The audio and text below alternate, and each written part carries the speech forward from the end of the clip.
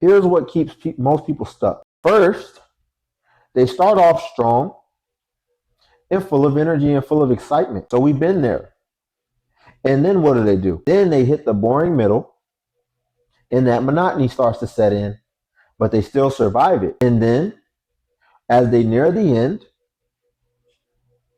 the excitement that they had before at that beginning is pretty much gone. So how do they continue to keep going?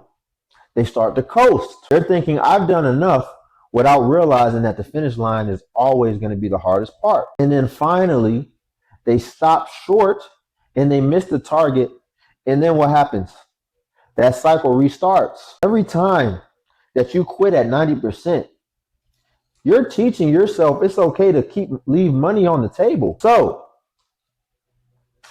we have to create something to help us with this. So we have to have a formula for finishing strong. You have to treat the last 10% like it's the first 10%. And that means you have to restart the intensity and reset it as if you just started. And then you need to recommit to your vision.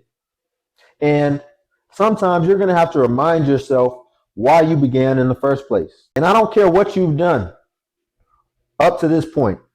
You need to ignore the scoreboard until that whistle blows and you're past the finish line. So ultimately, the ending, we need to start making that our signature.